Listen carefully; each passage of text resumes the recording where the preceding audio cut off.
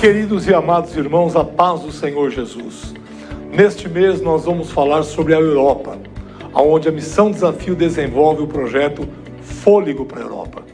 A Europa, que foi um grande continente enviador de missionários, hoje é um campo missionário que precisa do Evangelho de Jesus. Para os irmãos terem uma ideia, na República Tcheca, 91% dos jovens entre 16 e 29 anos se declaram sem nenhuma religião. Esses jovens não creem em Deus, esses jovens não leem a Bíblia, esses jovens não participam de cultos ou missas. Também nós podemos perceber que 60%... A gente vai receber esse vídeo. Eu quero, nesse momento, estar recebendo o nosso querido e precioso missionário. Nós, todos os meses, nós oramos, assistimos esses vídeos, recebemos essas informações e nós oramos pelos trabalhos da nossa Missão Desafio. Nós oramos pelos missionários que estão no campo, militando a boa causa do Evangelho, não é? E hoje nós temos a alegria, a honra de recebermos o missionário Albert. O missionário Albert Santos, que é casado com a nossa querida irmã Renata. Ele vem do Rio de Janeiro, mas antes do Rio de Janeiro, ele teve um tempo trabalhando em Burkina Faso. Ele é pai do Anthony e do Bernard, e eu gostaria que essa igreja recebesse com muito carinho esse missionário que esteve há 6 anos trabalhando em Burkina Faso.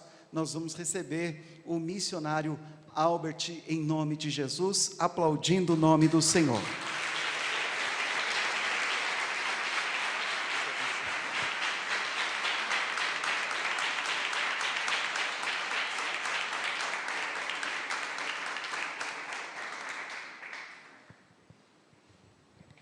A paz do Senhor, queridos. Amém. Boa noite a todos. É um motivo de extrema alegria estar com os irmãos nessa noite. Como foi dito, me chamo Albert, sou casado com a Renata, pai do Anthony e do Bernardo. E juntos nós formamos uma família missionária e nos últimos 6 anos nós servimos ao Senhor ali em Burkina Faso. Eu creio que alguns irmãos estão familiarizados com o nome, outros também, talvez nem conheçam, mas Burkina Faso é um pequeno país no oeste africano, no sul do deserto do Saara. É um país muito pobre, é um país que não tem muito a oferecer, não tem turismo, não tem praia, mas tem um povo muito sedento pelo amor de Cristo. E o Senhor nos levou àquela nação para podermos ser facilitadores da compreensão do Evangelho. Eu quero agradecer a oportunidade ao querido pastor. Estou aqui representando a Missão Desafio, o nosso querido pastor, presidente Emerson Costa. Eu trago um abraço e um agradecimento a esta igreja pelas orações, pela contribuição, por estarmos juntos pelo reino de Deus. Amém? Eu gostaria de passar um videozinho. Tá fora o vídeo? Tá, tem problema não. Posso inverter então? Então, queridos, nesse momento, enquanto ele prepara o vídeo ali, vamos estar fazendo um momento de oferta. Para mim, falar de oferta é um pouco engraçado, e vocês vão entender por quê. Quero abrir um texto com vocês, em 2 Coríntios, capítulo 9, no versículo 10. 2 Coríntios, capítulo 9, versículo 10. Não posso deixar de saudar a presença do nosso querido pastor Miguel Sindás, sua amada esposa. É um prazer presenciar os irmãos que nos encorajam tanto. Hoje eu estava falando com o pastor Luiz Ander. A alegria que é ver homens de Deus como o Senhor, que viveram um tempo tão difícil e fizeram que esse evangelho chegasse até nós, com essa responsabilidade de continuar honrando o nome daquele que vive e reina para todo sempre. Obrigado, pastor, pela sua presença no nosso meio. 2 Coríntios, no capítulo 9, no versículo 10, aqueles que acharam, vai dizer assim: aquele que supre a semente ao que semeia, e o pão ao que come, também lhe suprirá e multiplicará a semente e fará crescer os frutos da justiça. Vocês serão enriquecidos de todas as formas, para que possam ser generosos em qualquer ocasião. E por nosso intermédio, a generosidade a sua generosidade resulte em ação de graças a Deus. Queridos, é um pouco contraditório para mim falar para vocês que eu fui aprender sobre generosidade num dos países mais pobres do mundo. Eu disse que é um pouco engraçado eu falar de oferta, porque nos últimos 6 anos da minha vida, vivendo em Burkina Faso, eu não vi um pastor pegar a Bíblia Sagrada para ler um texto para encorajar alguém a trazer uma oferta na casa do Senhor. Em todos os momentos e em todos os cultos que nós temos ali em Burkina Faso, o pastor ou um dirigente, qualquer um chega e fala: irmãos, é hora de celebrarmos o nosso Deus com as nossas ofertas. E aqueles irmãos que na maioria das vezes, como eu presenciei, saí de um culto que começa às 8 da manhã com a escola dominical e vai terminar ao meio-dia com uma palavra, por diversas vezes eu fui para a casa deles e chegava lá, não tinha nada para comer. Mas no momento da oferta e no momento do culto em geral, quando é falado, é a hora da oferta, as mulheres em primeiro, a última levanta lá no último banco, pega a Bíblia, põe na cabeça com um sinal de gratidão a Deus e vem pelos corredores dançando e celebrando aquele que vive e reina. Se você olhar a quantia que está na mão dela, talvez você não se alegre muito, mas quando nós olhamos a intenção do coração de uma mulher, de um homem daquele que entendeu o que o apóstolo Paulo vai dizer em 1 Coríntios no capítulo 16, que a oferta ela precisa ser prévia, que ela precisa ser premeditada, que nós não chegamos diante de Deus e falamos: deixa eu ver o que eu tenho na carteira, mas nós vamos com um sinal de gratidão e entregamos ao Senhor em reconhecimento, sendo generoso, porque como nesse texto nós lemos, e a nossa generosidade resultará em ações de graças a Deus. Não tem outro motivo, queridos. Aquele que supre a semente ao que semeia, que é o nosso Deus, Ele nos enriquecerá. Não falo simplesmente no contexto financeiro, mas Ele nos enriquecerá para que sejamos generosos. Generosos no seu tempo, generosos no seu sorriso para aquele que está necessitado, generoso, agora a gente não está podendo abraçar muito nesse momento de pandemia, mas generoso numa palavra de gratidão e também financeiramente. Isso é viver generosamente, ser enriquecido, e eu aprendi isso no meio das pessoas paupérrimas que viviam abaixo da linha da miséria, e eu sou grato ao Senhor por isso. Então, nesse momento, nós temos muitos motivos para agradecer ao Senhor. E um deles é agradecê-lo por ter nos concedido a oportunidade de nos alimentarmos, de termos condições de nos vestir e de sermos generosos para a sua obra. Amém? Fiquem de pé, por favor, vamos orar. Está na agulha? Beleza. Vamos orar.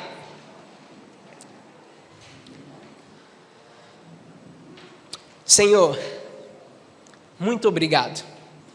Muito obrigado pelo privilégio, Deus, de entendermos que a maior dádiva foi concedida pelo Senhor. Que o maior presente, que a maior oferta foi a tua própria escolha de dar o teu Filho unigênito por nós. Foi a sua escolha de nos salvar através da tua generosa prestação. Obrigado por isso, Senhor. E de uma forma grata nós nos apresentamos diante de Ti, reconhecendo que o Senhor é Deus em nossas vidas. E nós Te servimos não pelo que o Senhor faz, mas pelo que o Senhor é. Então eu te peço, abençoa os meus irmãos nesse momento, todos aqueles que trarão ofertas ao Senhor nesse momento, aqueles que trarão o seu dízimo, aqueles que trarão a oferta missionária, e aqueles, Espírito Santo, que nesse momento também não têm condições de ofertar. O meu desejo é que o Senhor possa abrir as portas para que os teus filhos possam generosamente ter esse privilégio, Pai. Abra portas de emprego para aqueles que estão desempregados. Supra, Pai, a semente para aqueles que necessitam de algo, Senhor, nesse momento. Tu és o Pai dos órfãos, Pai. O Senhor é o Deus que nunca nos deixou abandonado. E a Ti agradecemos, em nome de Jesus. Amém e amém. Tragam a sua oferta em nome... desculpa. A salva vai passar, queridos.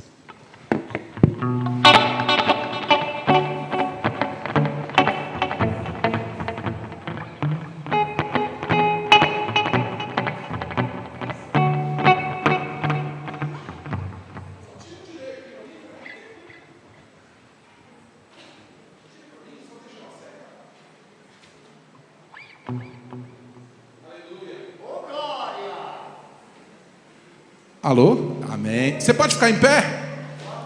Tá feliz? Tá com a sua Bíblia aí? Põe ela na cabeça então. Lição dada é lição, tem que ser cumprida, né? Você pode ser grato a Deus? Então vamos lá.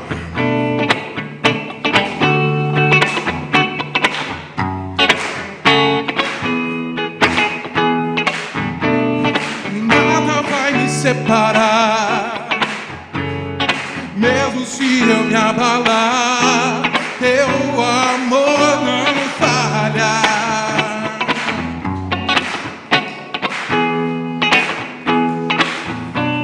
Mesmo sem merecer, tua graça se derrama sobre mim. Teu amor não falha.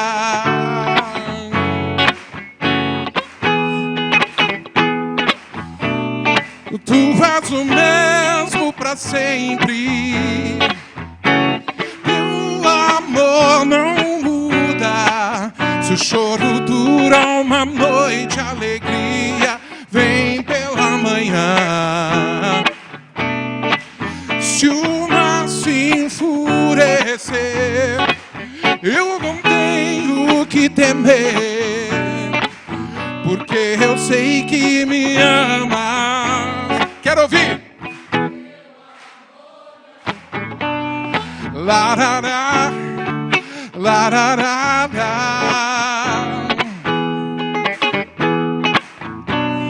larará, larará.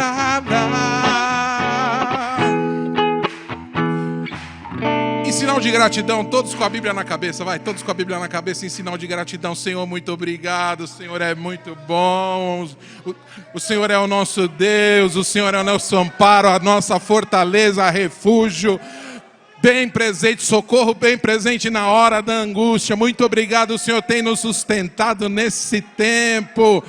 Teu amor não falha, teu amor nunca falhou, tu nunca falharás.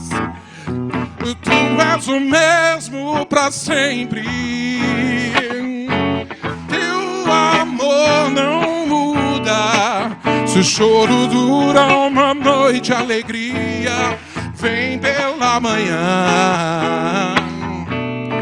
Se o mar se enfurecer, eu não tenho que temer, porque eu sei que me amas. Quero ouvir você. Larará, larará, teu amor não falha. Larará, teu amor não falha. Larará, larará, teu amor não falha. Larará, larará. Muito obrigado. Estou muito feliz de ver o pastor Miguel aqui. Pastor Miguel talvez não se lembre de mim, que eu era muito mais magro. Ele e a esposa talvez não se lembre de mim. Acho que faz uns 20 anos. Convivi com eles na Bíblica da Paz, na época que eles eram de lá, né? Mas feliz de ver o irmão, feliz de ver esse exemplo de vida, exemplo de casal, exemplo de família, exemplo de pastor, e essa alegria. Gente, se a gente tiver metade dessa alegria aí, dessa disposição, né? Uma salva de palmas pela graça de ver o irmão aqui. Muito obrigado, viu? Obrigado, gente. Deus abençoe.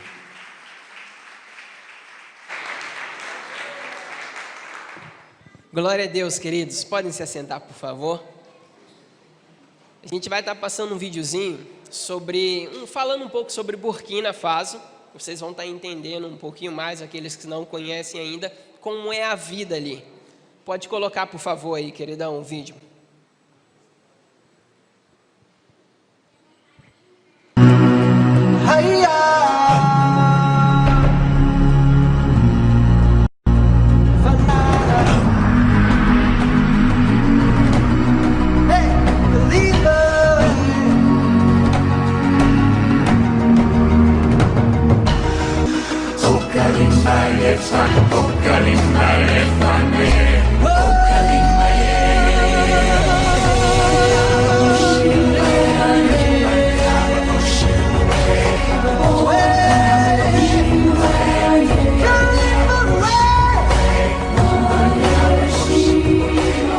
O Projeto Luminar tem sido uma ferramenta de transformação social e espiritual aqui em Burkina Faso, onde nós começamos ali através da profissionalização, ajudando esses homens, mulheres, jovens que não têm acesso a uma profissão, que não têm condições de pagar uma escola privada para se profissionalizar, visto que aqui tudo é pago, nada é gratuito, mas o Senhor nos concedeu essa estratégia de estarmos ali dando essa profissionalização gratuitamente e assim permitindo a esses jovens de ter acesso ao Evangelho, jovens de família muçulmana, animistas, que vêm, que nunca entrariam numa igreja, mas que ali eles estão ouvindo o Evangelho, compartilhando do amor de Cristo, aprendendo muito sobre o reino de Deus, tudo isso graças à profissionalização que eles têm recebido e que tem transformado a vida deles, tanto no contexto social quanto no contexto espiritual.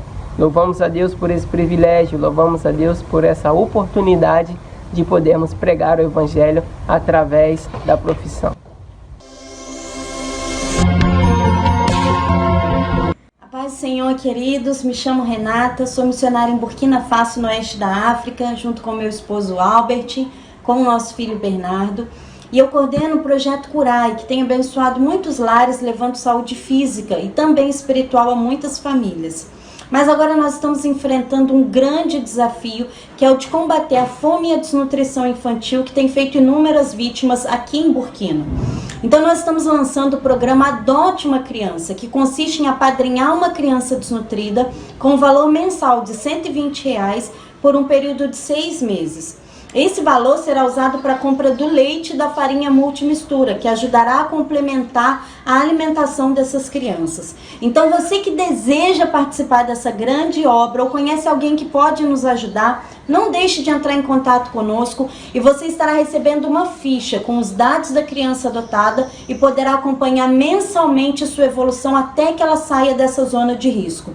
Faça parte você também, junto podemos salvar muitas crianças. Deus vos abençoe e um grande abraço nosso.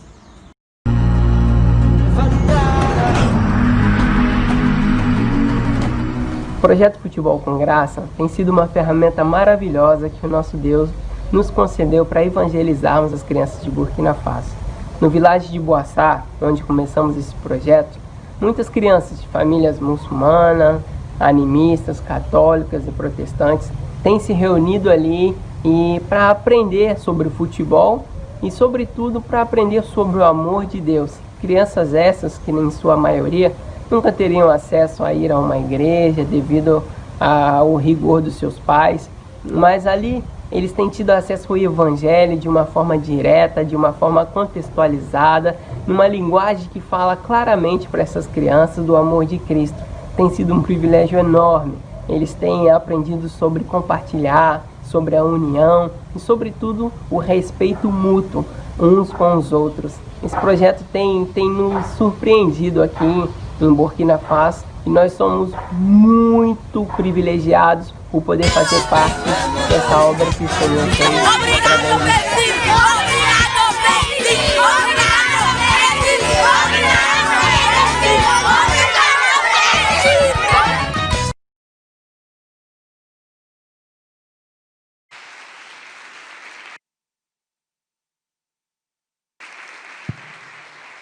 Glória a Deus, queridos.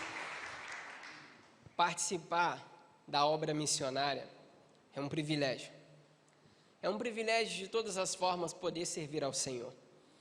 E quando nós chegamos em Burkina Faso, no início de 2014, eu era bem novinho, tinha 24 anos, junto com a minha esposa, a gente ainda não tinha filhos, e fomos recebidos maravilhosamente pelo querido pastor Josinaldo, que foi nosso líder durante muitos anos, que nos ajudou demais, que nos encorajou e preparou um caminho de exemplo para nós.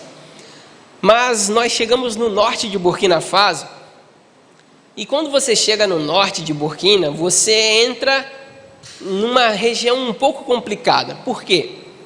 Porque o norte de Burkina Faso é conhecido como o Sahel africano, que é o sul do deserto do Saara. É uma região árida, uma região muito seca, muito quente e extremamente muçulmana. 99% das pessoas que moravam ali eram muçulmanos. E para o muçulmano, pregar o evangelho difere um pouco daquilo que a gente está acostumado aqui no Brasil. Apesar de não ser uma república islâmica, onde era proibido pregar, em Burkina não é proibido pregar. Não é uma lei que proíbe. Mas há uma rejeição muito grande à pregação do evangelho. Mas essa rejeição, ela tem uma barreira que ela é atravessada. Mas ela só é atravessada através do amor. Quando nós chegamos em Burkina, ali no norte, e a gente viu que as palavras não funcionavam. A gente viu que não adiantava falar para um muçulmano que Jesus ele era o pão da vida. Porque a gente fala, então me dá esse pão aí. A gente come uma vez por dia, se Jesus é o pão, a gente quer se alimentar.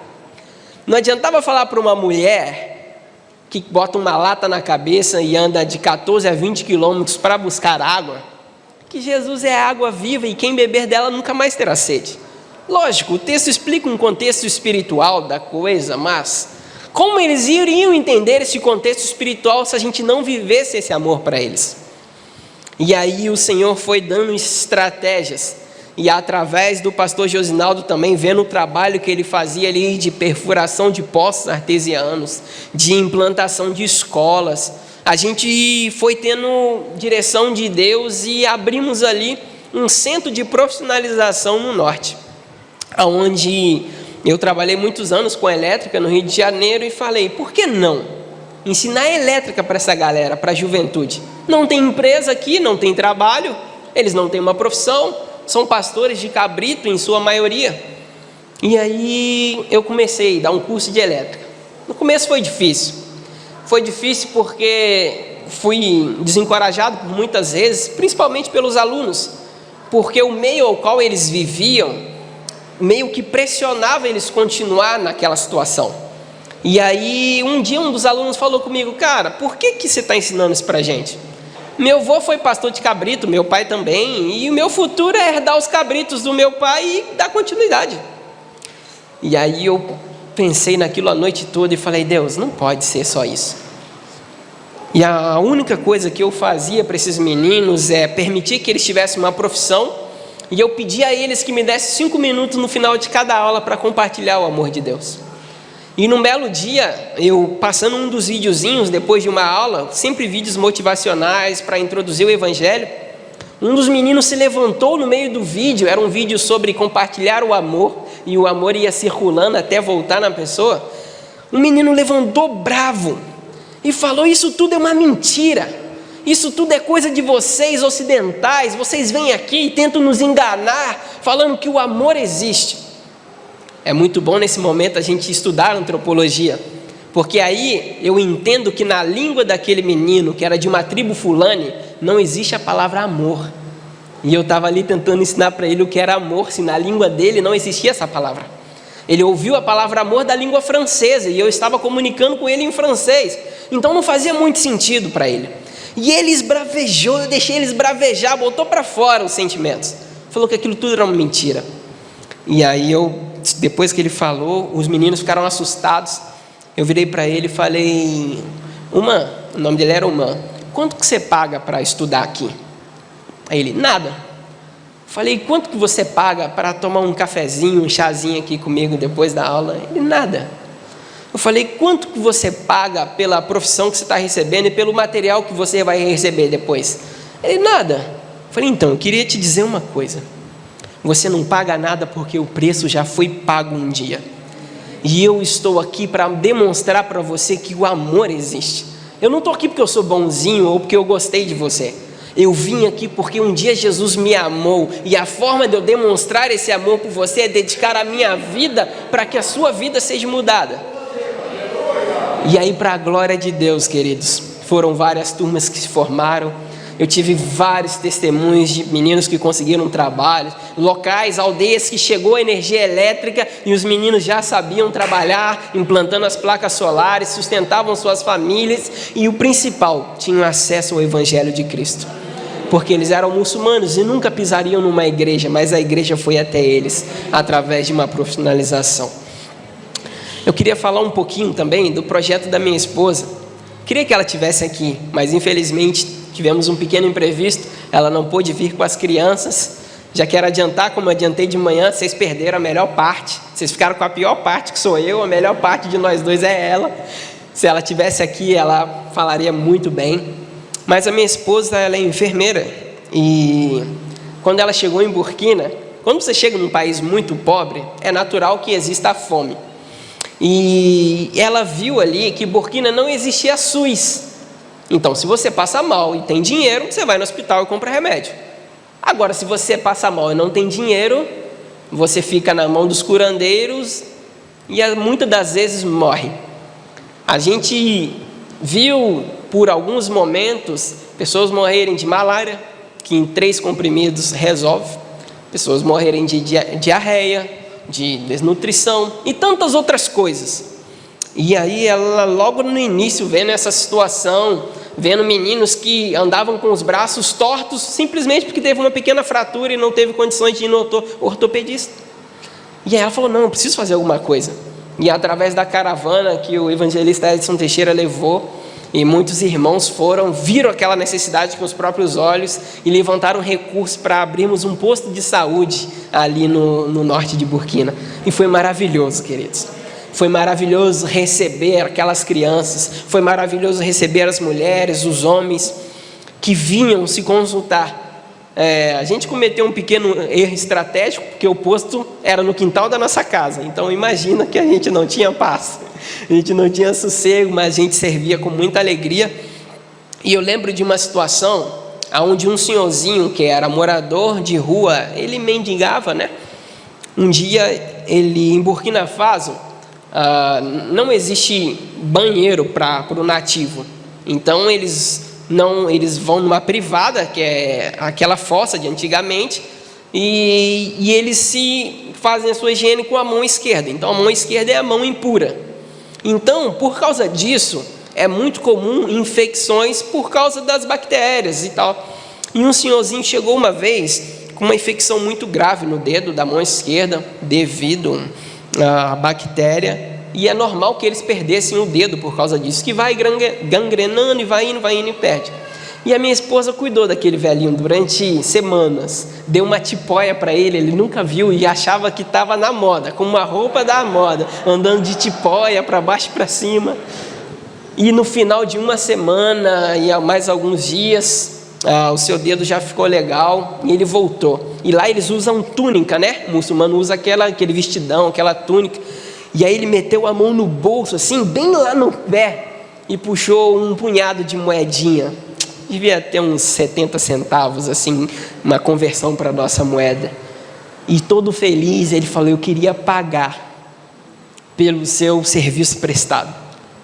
Aí minha esposa baixou a cabeça, falou com ele: meu senhor, eu não preciso do seu dinheiro. Eu preciso só do seu tempo para me ouvir uns minutos.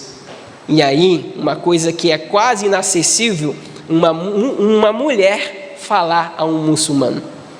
Mas sabe o que quebra essas barreiras? Não é a nossa capacidade humana, mas era o amor de Cristo que atravessa as barreiras.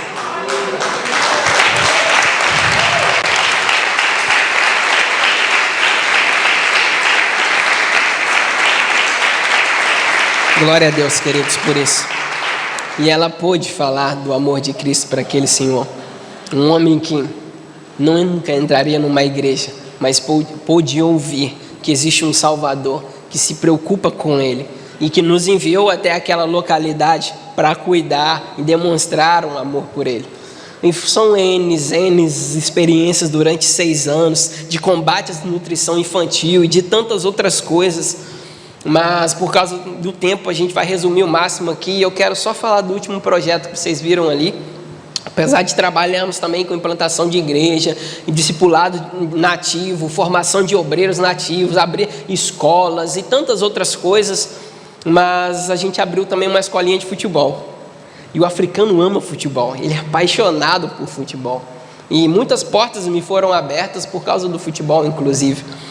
E logo quando eu abri a escolinha de futebol e chamei muitos meninos, eu me deparei com um problema grave da sociedade. Eu falei hoje pela manhã, aqueles que estavam lá vai saber, mas na sociedade lá, vamos supor que meu filho Bernardo estivesse aqui.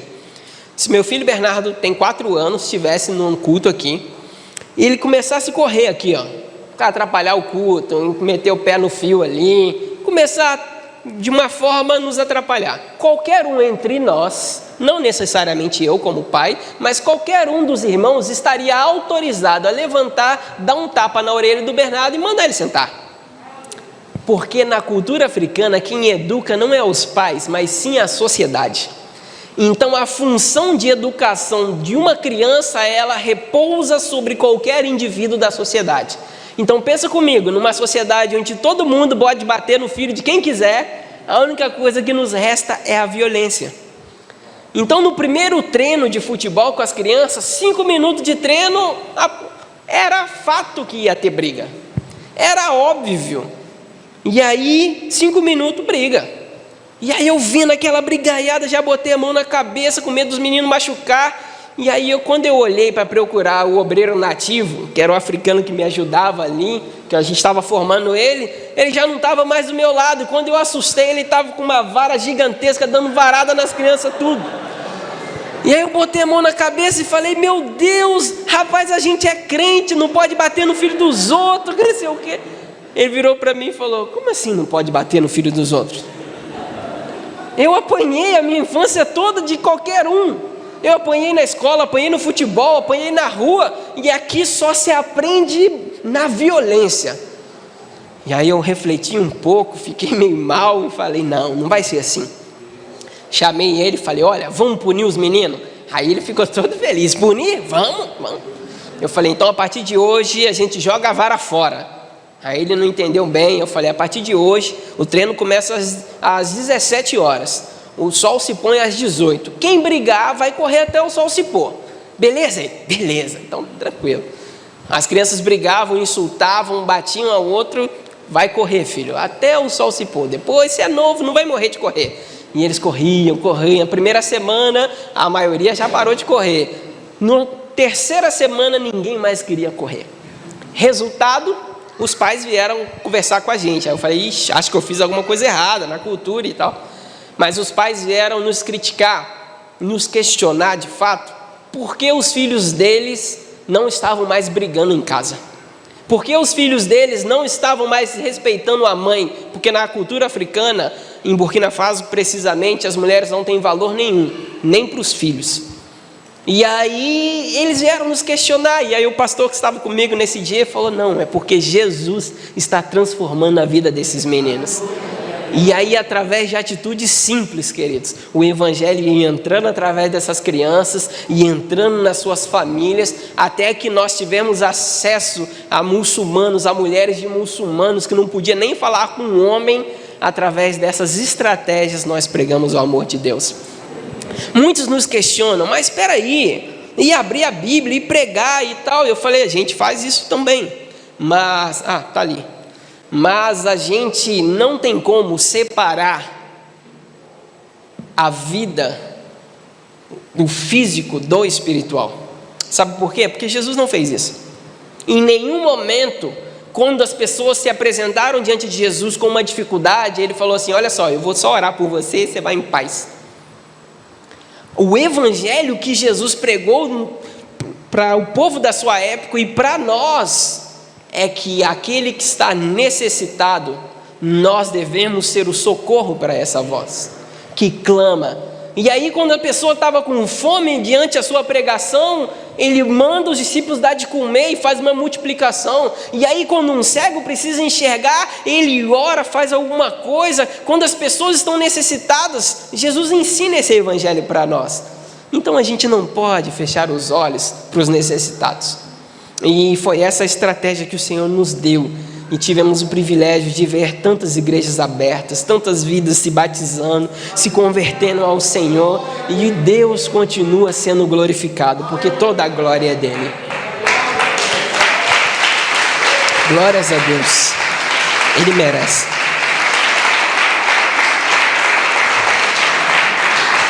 E nós estamos indo agora para o Camboja. Nós saímos de Burkina Faso devido a algumas situações de risco para a nossa vida, para a vida da nossa família, do terrorismo. Mas a gente está indo para uma região nova, para o sudeste da Ásia, que é o Camboja. Uma nação onde, com 16 milhões de habitantes, e 1,5% da população conhece a Cristo. O resto não conhece. Sem noção do que 1,5% dos cambojanos só têm acesso a Cristo. E nós temos um desejo grande de trabalhar com esses povos, os não alcançados. E o Senhor está nos encaminhando para lá. E nós contamos com as orações dos irmãos, com a intercessão dos irmãos, porque sozinhos nós não somos nada. Juntos nós somos melhores, amém? Eu queria compartilhar um texto com os irmãos brevemente, que se encontra em Jeremias, no capítulo 12, no versículo 5 em diante.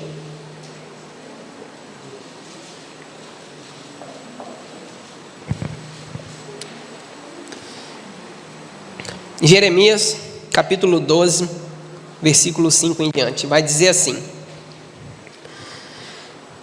se você correu com homens e eles o cansaram, como poderá competir com cavalos? Se você tropeça em terreno seguro, o que fará nos matagais junto ao Jordão? Até os seus irmãos e a sua própria família traíram você e os perseguem aos gritos. Senhor, essa é a tua palavra. E nós temos total capacidade de ter acesso a ela hoje, porque um dia o Senhor usou missionários para traduzi-la para o português. E nós somos extremamente gratos por isso. Quantas tribos aqui mesmo no Brasil não têm a Bíblia em sua própria língua? Quantas nações ainda não têm a Bíblia na maioria dos seus idiomas? Quantos povos, ó Pai, anseiam pelas Escrituras na sua língua materna e não têm condições? Mas nós a temos e nós queremos fazer bom uso dela, Pai. Então continua falando conosco, Jesus. Assim como o Senhor começou desde o início dessa celebração, desde o ensaio que aqui precedeu, Senhor, dos louvores que aqui foram entoados a Ti, e nós podemos sentir a Tua presença e ouvir a Tua voz. Continue falando conosco através da Tua palavra, que é tão poderosa para nos transformar. Seja livre, melhor dizendo, continue sendo livre, Espírito Santo, no nosso meio. Em nome de Jesus, amém e amém. O texto parece um pouco estranho. E quando essa palavra eu preguei já tem algum tempo. E normalmente não é uma palavra que eu prego em cultos de missões. mas eu fui movido a esse texto e durante o dia pensei muito nele. E eu queria compartilhar um pouquinho com vocês sobre a vida, pelo menos nos primeiros capítulos, falando da vida de Jeremias, um homem escolhido por Deus. Tem alguém escolhido por Deus aqui nessa noite? Levanta a mão. Glórias ao Senhor por isso. A vida do homem e da mulher de Deus, pelo contrário que a igreja pós-moderna nos ensina, ela não é fácil. Ela é cheia de situações que aparentemente parecem dificultosas, parecem ser difíceis, mas também ela tem uma garantia para todo homem e mulher de Deus: melhor é estar no centro da vontade daquele que nos chamou. E assim foi a vida de Jeremias. Jeremias nasceu em meio a um período conturbado. Jeremias viveu em meio de um povo que tinha se voltado para Deus, e Deus o levanta como homem de Deus em meio a uma geração perversa, para predizer, para profetizar um futuro cativeiro, porque o povo não queria mais a Deus. Mas a vida de Jeremias não foi nada fácil. Quando a gente analisa o capítulo 12, Jeremias ele fala algumas coisas que até soam engraçado para mim. Ele vira para Deus no capítulo 12, versículo 1 e fala: Tu és justo, Senhor, quando apresento uma causa diante de ti, contudo, eu gostaria de discutir contigo sobre a tua justiça. E Jeremias se apresenta diante de Deus para discutir um pouco sobre a justiça do Pai. É engraçado para a gente isso, mas no nosso meio hoje, a maioria de nós já fez isso em algum momento. Porque nós, os seres humanos, nós vivemos diante de uma sociedade hoje onde nós precisamos estar bem, e onde tudo aquilo que nos impulsiona, nos pressiona a vivermos alguns momentos de aprendizado, nós nos colocamos numa situação um pouco agressiva, um pouco duvidosa. E aí Jeremias, diante daquele povo, diante de tanto chorar por causa do pecado alheio, diante de tanto viver de forma certa e ver o ímpio de uma forma horrível, sem a graça de Deus prosperar, Jeremias chega diante de Deus e fala: Senhor, a gente precisa conversar sobre a sua justiça. E se você continuar analisando o capítulo 12, você vai ver a revolta de Jeremias contra a prosperidade do ímpio. Como o ímpio crescia, como as coisas se tornavam difíceis para Jeremias, vendo toda aquela dificuldade. E aí Deus responde aqui no versículo 5, no qual nós acabamos de ler: Olha, Jeremias, se você correu com homens e eles o cansaram, como você conseguirá correr com cavalos? Se você andou em terreno plano e tropeçou, imagina quando eu te enviar para os matagais em volta do Jordão. A vida, ela é um aprendizado, queridos. E na maioria das vezes, nós temos dificuldade com o novo, e principalmente se o novo foge daquilo que entendemos como segurança. Eu fui para Burkina Faso, um país que ninguém dá nada, e quando eu ia conversar com alguém que já conhecia, falava: vai para lá não, rapaz, o povo lá, cara, e eles não querem Deus. E de muitas formas tentaram nos fazer desistir, e de muitas formas tentaram nos desanimar daquilo que Deus nos chamou para fazer. Mas não sei quantos aqui perceberam, tem uma frase logo no início que fica aqui, acho que é: estamos juntos por algo que é maior do que nós, logo no início, antes de começar o culto. E isso faz todo sentido, porque se eu e você estamos diante de uma situação e acreditamos que o reino de Deus e o evangelho é maior do que nós vamos vencer qualquer momento, mesmo que seja um período de pandemia. Eu não sei diretamente porque Deus me orientou a essa palavra, mas eu sei que Deus quer falar com alguém nessa noite. Não sei se é você presencialmente ou você na sua casa, Mas, como Jeremias, muitas das vezes nós nos desanimamos. Quer ver uma situação? Um dia eu me encontrava em Burkina Faso, no norte, em pleno verão, suportando um calor terrível de 54 graus no termômetro, aonde a gente não conseguia respirar, porque lá não é úmido, é deserto, então não existe umidade. A umidade, tinha dia que batia 7%. Que umidade é essa? Os estudiosos vão dizer que 30% é o mínimo para a gente viver. E a gente estava lá tendo que botar toalha molhada em cima do corpo e molhar o colchão para dormir de noite, tendo que aprender o francês, tendo que comer aquela comida que era muito ruim, tendo que suportar muitas situações, e a gente fazendo aquilo tudo com amor. Eu tendo que ver a minha esposa às vezes mal, porque o calor nos sufocava. E aí, quando estava tudo bem, e eu já diante de toda essa pressão, me chega um pastor nativo e vira para um dos meus conhecidos, porque ele não teve coragem de falar comigo. Nós ajudamos a igreja dele a avançar antes de construirmos uma igreja numa outra localidade. Ele chega e fala assim: tá vendo o Albert e a Renata? Eles são estrangeiros aqui, e eles estão aqui tirando o dinheiro que os estrangeiros iam enviar para mim. Se a presença deles não tivesse aqui, eu estaria melhor de vida. E aí ele começou a difamar essa mentira assim no meio do village, da aldeia que era muito pequena. E logo as pessoas que eram servidas pelo posto de saúde, pelo centro de formação, na igreja, eles vieram nos comunicar. E aquilo me desanimou, pastor, sabe? Por algum momento eu falei: estou sofrendo isso tudo aqui, vendo a minha esposa nessa situação, às vezes querendo alguma coisa, a gente não tem como, porque nos faltou dinheiro, nunca nos faltou o recurso necessário de cada dia, porque o Senhor sempre nos supriu para a glória dele. Mas o banco mais próximo estava a 212 quilômetros, que dava 8 horas de viagem, porque a estrada era terrível. Então, se o dinheiro acabasse, eu tinha que pegar uma caminhada boa até ir no banco. Então, a gente vivendo tudo aquilo ali, e as pessoas tentando desanimar minha esposa, tentando desanimar o nosso trabalho ali, a pregação do Evangelho.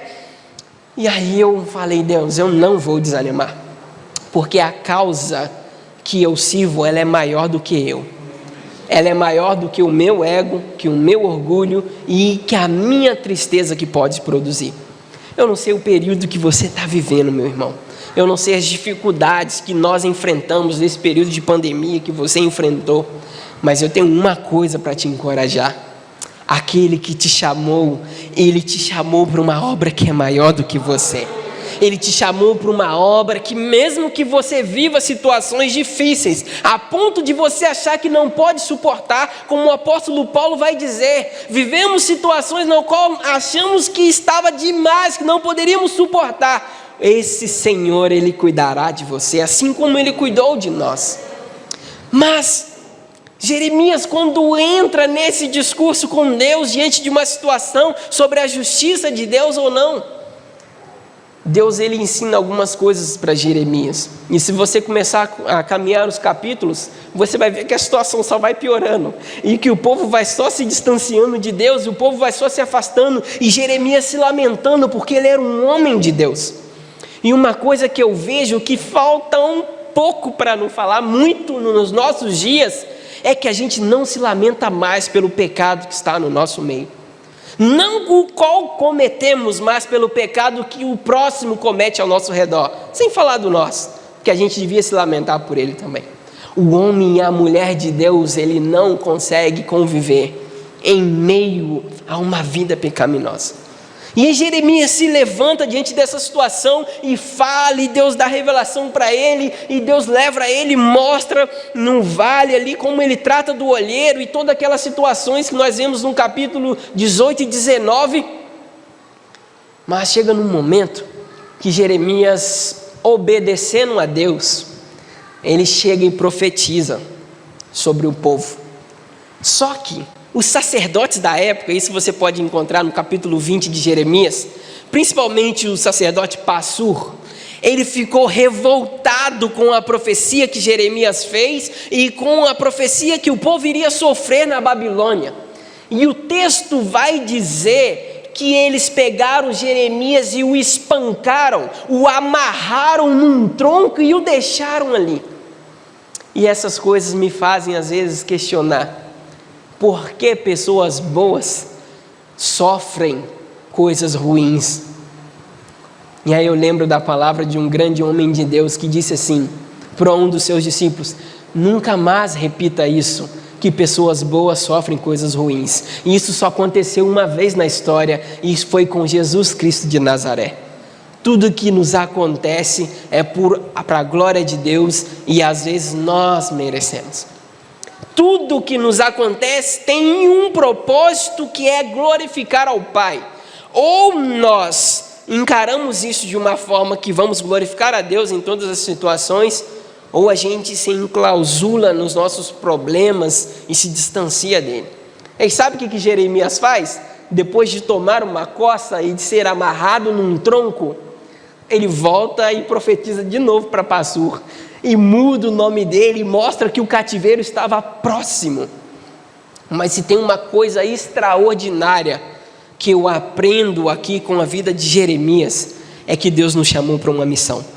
E a missão ao qual Deus te chamou e me chamou, ela é maior do que nós. Ela indifere dos nossos sofrimentos e das nossas dificuldades. Eu não sei qual foi o momento que você desanimou ou pensou em desanimar. Nós vivemos num momento que estamos passando uma pandemia, onde o número de desigrejados aumenta drasticamente, onde muitas igrejas precisam parar com suas lives, porque o povo não quer mais voltar para a igreja, porque o povo acostumou a ter... vamos fazer um Cristo em casa hoje, e não vive mais a comunhão. Lógico, nós temos nossos irmãos do grupo de risco e tantas outras pessoas que estão impossibilitadas de estar presentes, e nós compreendemos isso plenamente, não temos dificuldade com isso. Nós temos dificuldade com aqueles que revelaram dentro da pandemia que realmente estavam fora e que não pertenciam ao corpo de Cristo. Porque mesmo que a minha mão sofra, o meu pé não vai se arrancar do corpo pelo sofrimento da minha mão, porque ele pertence ao mesmo corpo. E junto o meu corpo vai trabalhar para que algo aconteça, para que estejamos bons novamente. E nós, como corpo de Cristo, queridos, precisamos trabalhar de uma forma árdua para que o corpo de Cristo volte a estar saudável. É isso que Jeremias tentou fazer em toda a sua vida, que o povo de Israel se voltasse para Deus e vivesse de uma forma que glorificasse o nome dele. Mas ele desanimou, queridos, porque a gente desanima. Em alguns momentos ele teve essa conversa íntima com o Pai, e muitos homens da história tiveram essa conversa íntima com o Pai. E eu quero caminhar para o final com você nessa noite, lendo um dos desabafos de Jeremias, que se encontra no capítulo 20 de Jeremias, no versículo 7. Aqui nós encontramos um subtítulo com mais uma queixa de Jeremias. Capítulo 20 do livro de Jeremias, no versículo 7 em diante, Jeremias começa assim: Senhor, tu me enganaste, eu fui enganado, foste mais forte do que eu e prevaleceste. Sou ridicularizado o dia inteiro e todos zombam de mim. Sempre que falo é para gritar que há violência e destruição. Por isso, a palavra do Senhor trouxe-me insulto e censura o tempo todo. Mas se eu digo, não mencionarei mais, nem falarei o seu nome, é como se um fogo ardesse em meu coração, um fogo dentro de mim. Estou exausto, tentando contê-lo, e já não posso mais. Eu aprendo demais com Jeremias, querido. Porque apesar de todas as dificuldades, de todo momento difícil que Jeremias passou, o seu espancamento, o insulto, a zombaria, as pessoas que desprezavam ele por ser profeta e pela situação ao qual se encontrava, Em algum momento ele questionou a Deus e conversou de uma forma respeitosa sobre a justiça do Pai. Mas diante de todas essas situações e circunstâncias, ele se apresenta diante do Pai e fala assim: Senhor, eu quando penso, não mencionarei mais este nome, não falarei mais dele. Aí é como um fogo, sabe? Um fogo que está aqui, ó, cerrado no meu peito. E esse fogo, ele não me dá descanso, ele me incomoda e eu já estou exausto. Esse fogo, queridos, era o fogo que ardia pelo amor de Deus que Jeremias tinha. Esse fogo que ardia dentro dele não deixava que ele abandonasse a fé, não deixava que ele desistisse da caminhada, não deixava que ele desistisse daquilo que Deus chamou ele para fazer. Então eu não sei, queridos, em qual momento da sua história você se encontra, mas eu queria orar junto contigo nessa noite. Eu queria orar para que esse fogo que assim acendia e incomodava Jeremias e não deixava ele descansar quando ele pensava em não mais fazer o bem, em não mais falar o nome do Senhor, esse fogo ardia nele e não deixava que ele parasse. Por alguns momentos eu pensei em parar. Teve algumas situações que me desanimaram. Meu filho, com 2 meses, descobriu uma suposta doença genética, aonde se ele tivesse essa doença, acho que é HG6PD, alguma coisa assim, ele não poderia tomar uma série de medicamentos, inclusive o da malária. E como não tomar malária vivendo num país onde a malária é uma epidemia constante o ano todo? Então automaticamente eu não voltaria para Burkina. Todos os médicos que eu passei, os médicos, desculpa a palavra, no Rio é muito comum, nos esculachavam. Os médicos falavam de tudo, que a gente era irresponsável, que a gente ia matar os nossos filhos, que a gente ia fazer qualquer loucura e que a gente não poderia voltar para aquele lugar. Tentaram nos desanimar de toda a circunstância, de toda a situação. E eu falei: Deus, a minha família é o meu bem mais precioso. E se o Senhor permitir que o Bernardo tenha essa doença, o Senhor vai nos orientar para outro lugar. Mas eu não vou deixar de fazer aquilo que o Senhor me chamou para fazer. E logo no 3º mês, faltando 1 semana para viajarmos, um dos médicos bateu o pé e falou: ele não tem essa doença. 3 médicos diferentes falaram que ele tinha. E nós acreditamos na palavra de um único médico e fizemos uma bateria de exames 2 dias antes de voltarmos. E graças a Deus, o Bernardo já pegou malária, já foi curado, está bem, glorificando o nome do Senhor. Deus é bom. Deus é bom.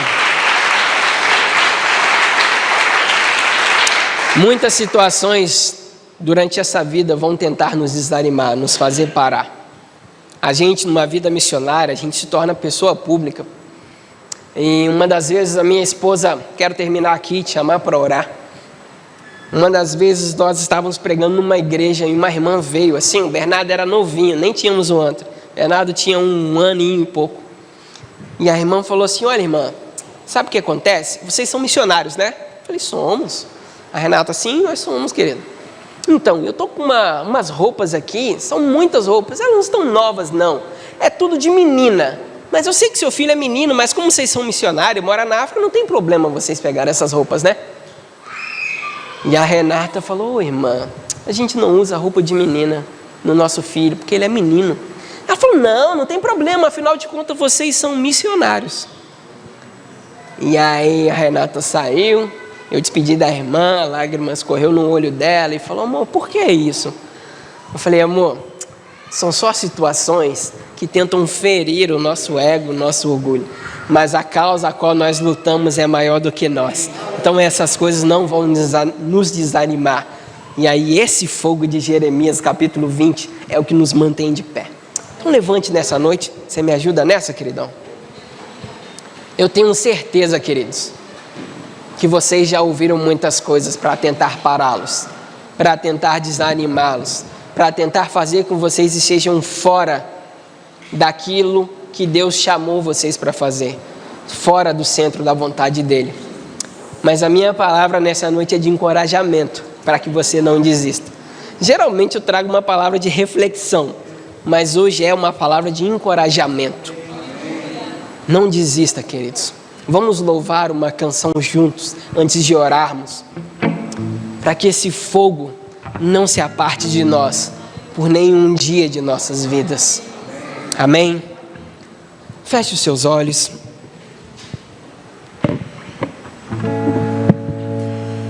Tem um fogo cerrado em meu peito que não me dá descanso.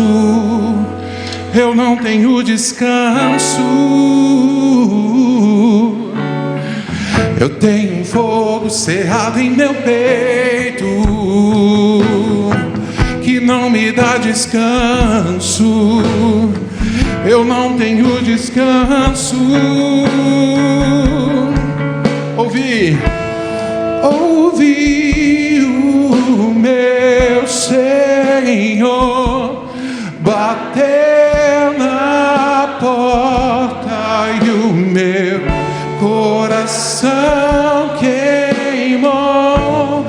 Ouvi o meu Senhor bater na porta e o meu coração queimou. Diga, eu não vou parar, gastarei minha vida aos teus pés. Posso te ouvir? Diga, não vou parar. Eu não vou parar, gastarei a vida aos teus pés. Assim, ó. Eu tenho um fogo cerrado em meu peito que não me dá descanso. Eu não tenho descanso. Agora, bota no seu peito e diga: vem! Eu tenho um fogo cerrado em meu peito que não me dá descanso. Eu não tenho descanso. Deixa queimar, deixa queimar, deixa queimar, deixa queimar, deixa queimar, deixa queimar. Deixa queimar, deixa queimar, deixa queimar, deixa queimar, deixa queimar, deixa queimar. La la la la la la la la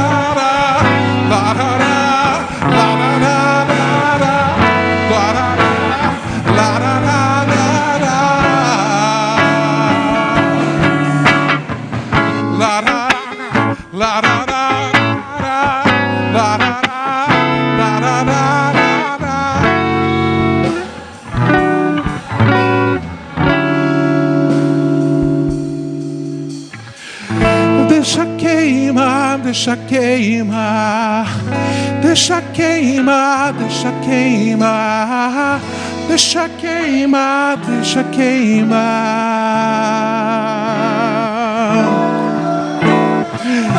deixa queimar, deixa queimar, deixa queimar, deixa queimar, deixa queimar, deixa queimar. Oh, aleluia!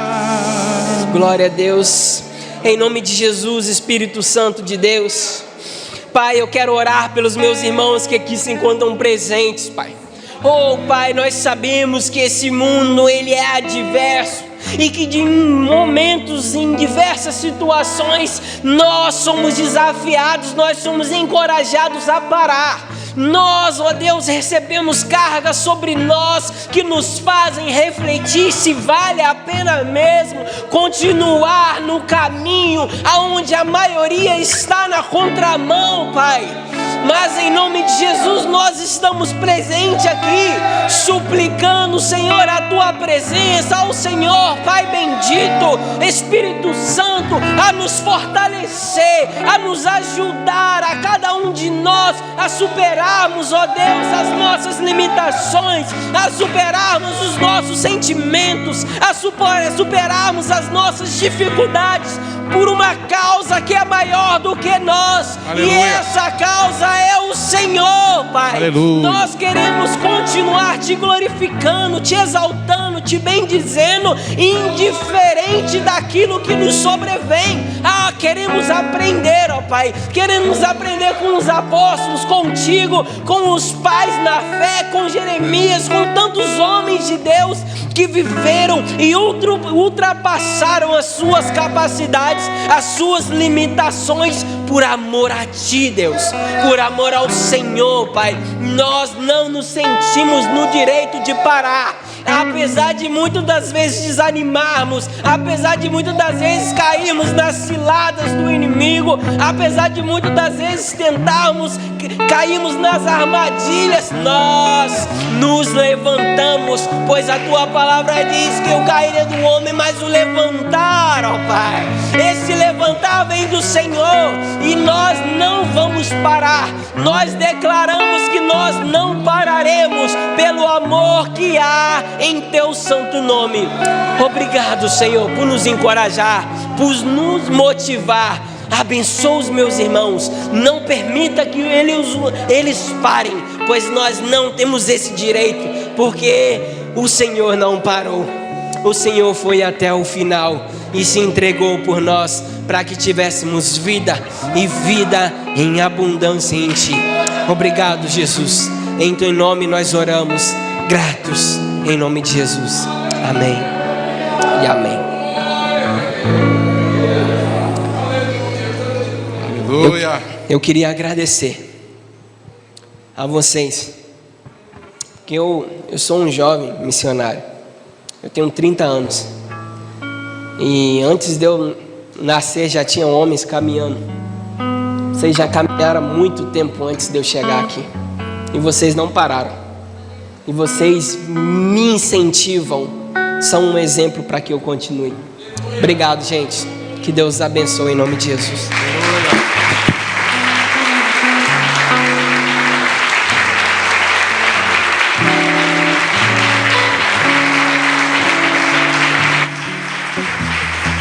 Tem um fogo cerrado em meu peito que não me dá descanso. Eu não tenho descanso. Eu tenho um fogo cerrado em meu peito, oh, que não me dá descanso. Eu não tenho descanso. Nossos corações em Ti, Senhor. Deixa queimar, deixa queimar, deixa queimar, deixa queimar, deixa queimar, deixa queimar,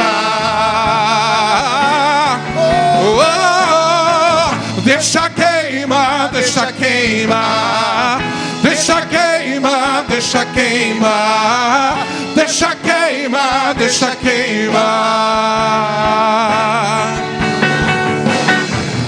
La la la, la la la la la, la la la, la la la, la la la. Levanta sua mão e glorifique o nome de Jesus. La la la, la la la, la la la, la la la.